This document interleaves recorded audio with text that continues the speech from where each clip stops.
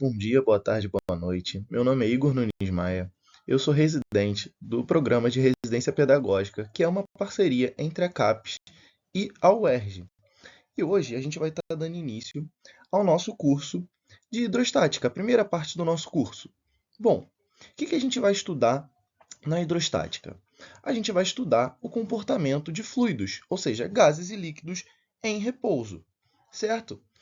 Bom, no estudo da hidrostática aqui para a gente primeiro vai definir duas grandezas que vão ser muito importantes para o prosseguimento do curso, que vão ser a pressão e a densidade. Bom, vamos começar pela pressão. Então aí, ó, a pressão é uma grandeza que mede a força aplicada perpendicularmente a uma superfície. Trata-se de uma grandeza escalar e que pode ser calculada pela razão entre a força e a área que a gente está aplicando essa força. Então, a gente também coloca aí, ó, que a pressão é diretamente proporcional à força e inversamente proporcional à área. O que isso significa para a gente? Que se eu aumento a minha força de aplicação, eu aumento a pressão. Mas se eu aumento a minha área, eu diminuo a minha pressão. Como assim? Vamos lá. A gente pode pegar um exemplo de um prego, por exemplo. Se a gente pegar os dois lados do prego e apertar com o dedo, o lado da cabeça e do prego, né, esse lado aqui, ele tem uma área maior de contato com o nosso dedo. Então, a pressão é menor.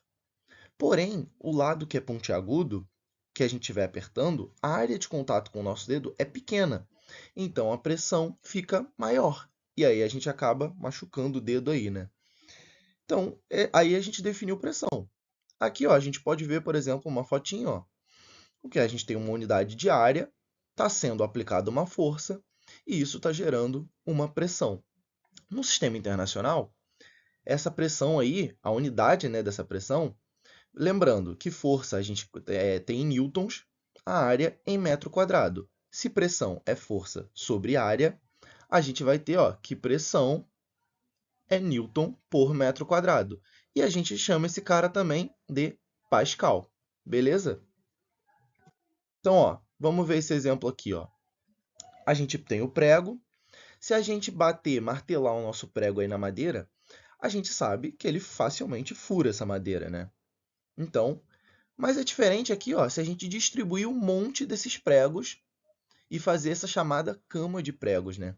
A gente distribuindo esses pregos, a gente aumenta a área de contato entre eles, ou seja, diminui a pressão. E aí, ó, esse moço consegue, por exemplo, ficar tranquilamente em cima dessa cama de pregos, certo? Interessante, né? Vamos lá. Vamos fazer um exemplo, então, para a gente fixar o conceito de pressão. Bom, uma pessoa comprime um prego contra uma mesa de madeira, exercendo uma força de 20 newtons. Sabendo que a ponta do prego tem área de 10 a menos 7 metros quadrados, calcule, em newton por metro quadrado, a pressão exercida pela ponta do prego. Vamos lá. A área ele deu que é 10 a menos 7 metros quadrados, a força de 20 newtons, pressão é força sobre área, então a gente vai colocar aí, ó, 20 sobre 10 a menos 7, correto? Esse 10 a menos 7 aqui embaixo no denominador não é interessante para a gente. Então eu gosto de brincar que a gente vai dar um peteleco nesse cara, e aí ele que estava dividindo vai passar multiplicando e vai trocar o sinal do expoente. Então, ó, peteleco, multiplicando, trocou o sinal do expoente. 20 vezes 10 a sétima. Tranquilo? Só que aqui a gente pode botar na regrinha de notação científica. Porque aqui, ó, 20 não está dentro das regrinhas de notação científica. Para estar dentro das regras de notação científica, a gente tem que colocar um número entre 1 e 10, porém 1 estando incluso e 10 não incluído. Ou seja, eu tenho que ter um número de 1 até quase 10, ou seja, 9, quanto for perto de 10, mas não pode ser 10. Beleza? Então, ó, 2 é 20, a gente pode escrever como 2 vezes 10, né? E 10 vezes 10 a sétima, repete a base e somos expoentes. Então, 7 mais 1, 8. Então, 2 vezes 10 oitava, newton por metro quadrado. Essa é a pressão aí que está exercendo esse prego nessa mesa. Bom, vamos para a nossa outra definição, que é a de densidade. Então, vamos lá. Densidade absoluta É a relação entre a quantidade de matéria, ou seja, a massa de uma substância, presente em um determinado volume dessa mesma substância. Ou seja, a gente vai calcular aqui, ó, matematicamente, como D é igual a m sobre V, ou seja, a massa sobre o volume.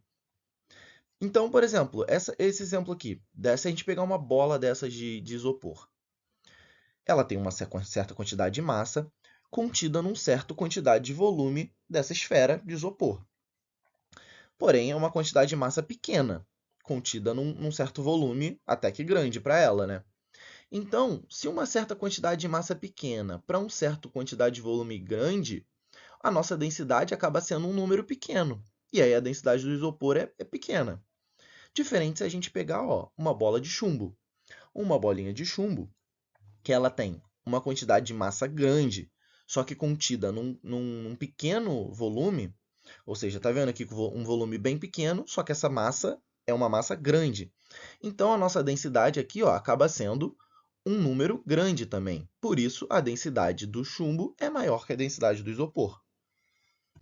Então, ó, como é que fica a unidade desse cara, que é a densidade? Bom, a unidade da densidade no sistema internacional, ela vai ser o quilograma por metro cúbico. Mas, então eu botei aqui, ó, densidade, quilograma por metro cúbico.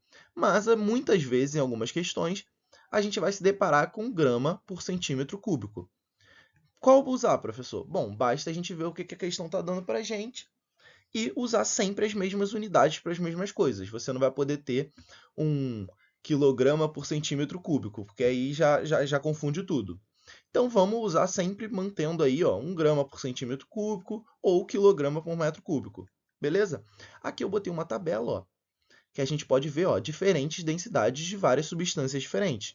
Então, a água, ela tem a densidade de 1 grama por centímetro cúbico, o gelo, o álcool, o ferro, o chumbo, o mercúrio, cada um com sua densidade específica aí, que vai ser determinado dependendo da quantidade de matéria que está envolvida naquele mesmo volume, no volume que a gente está trabalhando. Vamos fazer um exemplo aí, então, para a gente fixar isso legal sobre densidade. Determine a massa de um bloco cúbico de ferro maciço, cuja aresta mede 10 centímetros. Considere a densidade absoluta do ferro igual a 7,8 gramas por centímetro cúbico. Bom, nesse caso ele deu a densidade para a gente. E ele está pedindo para a gente determinar a massa. Mas a gente sabe que densidade é massa sobre volume. E a gente sabe também, ó, que quando ele deu a aresta desse cubo para a gente, ele está dando o lado, né, desse cubo. E a gente pode calcular o volume desse cubo por lado ao cubo, que é lado vezes lado, correto? Esse é o volume do cubo. Então, se o lado dele é 10 e o volume é 10 ao cubo, então o nosso volume é 1.000 centímetros cúbicos, certo? Agora, ó, basta substituir lá de onde a gente tem, ó, que D igual a mV. E então, se densidade é 7,8 e o nosso volume é 1.000, a gente quer descobrir a nossa massa, passa esse cara multiplicando, né?